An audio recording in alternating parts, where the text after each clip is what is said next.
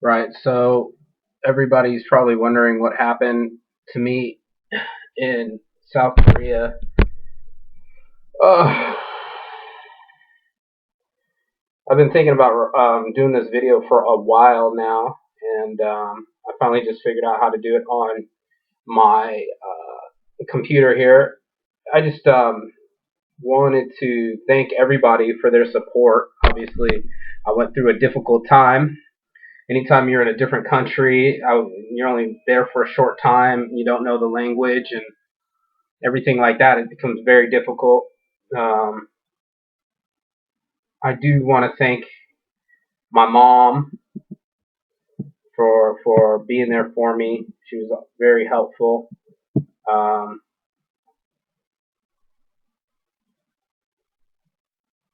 I just really I thought I had all the words down. Sitting in the jail cell. I spent 50 days in solitary confinement, a 4 foot by 12 foot room. I had a squat toilet, cold one faucet, which is not even a sink. It's just cold water coming out to do my laundry, my dishes, everything of that sort. 6 a.m. wake up calls, task force, daily task force inspections. Have to fold my blankets a certain way. Um, all sorts of bullshit. Certain times for television time.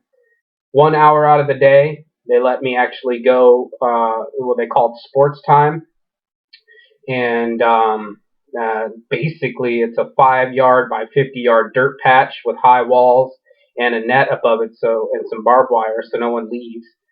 A lot of the guys spent their time jogging around in a little circle or walking. It was really shitty. Uh, and that's how I got by. All this all this ended with a not guilty verdict. To be honest with you, Korea's got a fucked up system. For them, 3 grams or 3.58 grams of marijuana is like equivalent to 1 kilo. They have no standardization for prosecution, and they detained me because I had no permanent residence here, and I tried to leave. What they didn't say was that they didn't explain the ban on my passport. So I went all the way down the airport and tried to leave and that whole little bit, but that didn't work. And I had a scheduled flight out to Beijing. So all this could have happened on the Monday before, if there wasn't some snow. I mean, I'm got the worst kind of luck. I mean, I was supposed to fly out on the Monday, and it snowed so bad, like snow they haven't seen in 100 years in Busan. And by the end of the night, all that snow was gone. And then my flight was rescheduled out till Thursday. And then on Wednesday, they arrested my friend at her school, in front of her teachers, and maybe some students saw it. It was some bullshit. And she came to home, and I was like sitting on the couch with my shirt off, and she walks in like 11 o'clock in the afternoon, like she's supposed to be at work, and like tears in her eyes, just like I'm getting arrested. And I was like, no way. And then 10 people, literally 10 people, rolled in, like all of them were wearing black, into the house and just started searching everything. They searched everything. They searched my bags. They found an address matching the postcard in the package, and I could have denied it. I could have denied it right there and just flew out the next day on the Thursday because it was Wednesday and fly out the Thursday.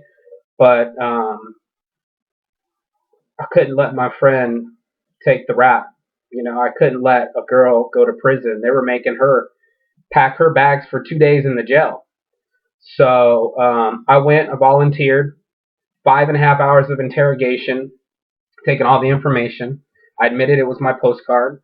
They piss tested me. Of course, I smoke weed, so that came up negative. But I was smoking in Colorado, Nevada, and California.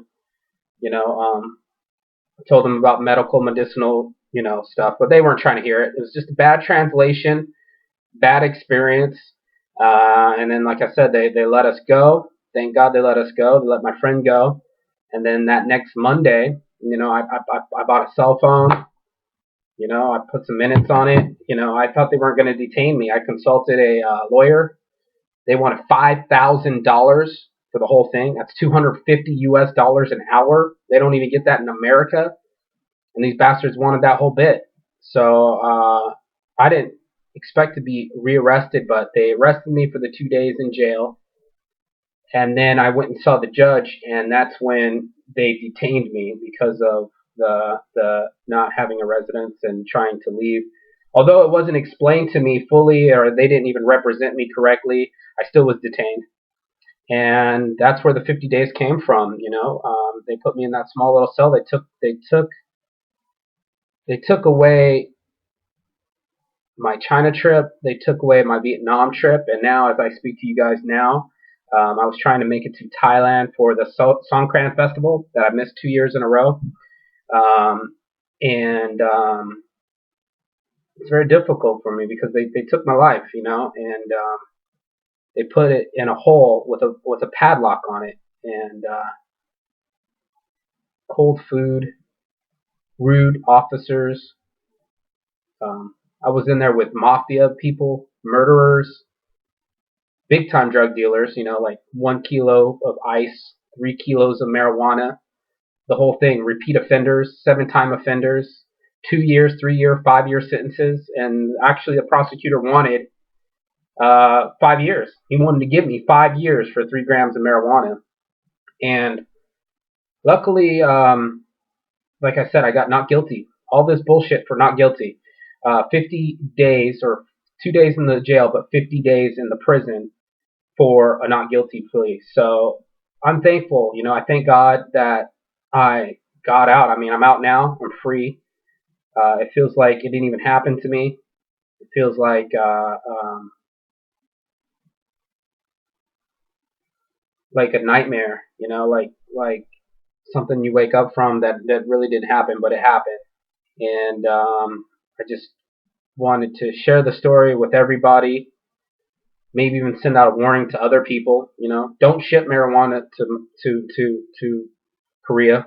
You got a better chance. Actually, even the lawyer told me. A couple different people told me, like, why didn't you just keep it like with a medicinal card and put it in your bag and come through? You do have a better chance of making it in with it in your bag than you do for shipping it in. And smuggling cases are a higher crime than dealing in Korean law. So once you're in Korea, you're under Korean law. I mean, you got to go through their process, and it's fucked up. It's something you can't get around. So I wrote a book.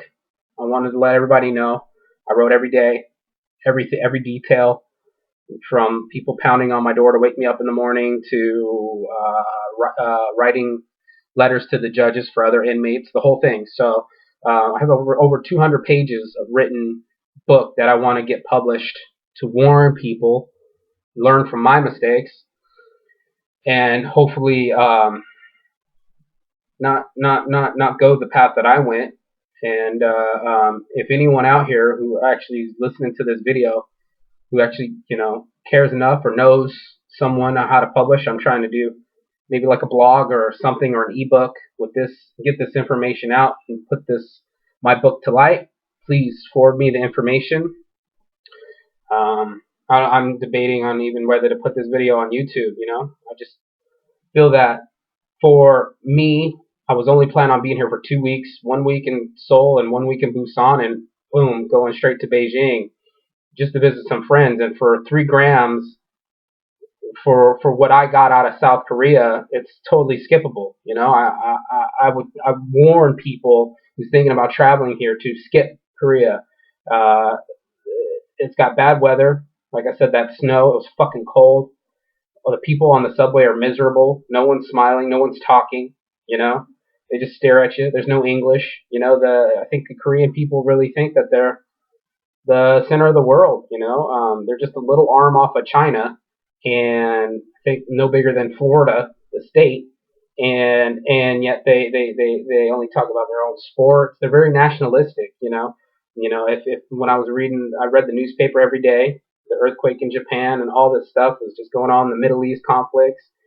It's like it felt like the whole world was going undone. I mean, I was supposed to fly out, and all of a sudden I'm in a prison. I only got you have to wait 1 month to get 3 minutes of a phone call. Uh, it just totally disconnected me from the outside world, and that's why I'm doing this video, is to let people know what happened to me and how it went down.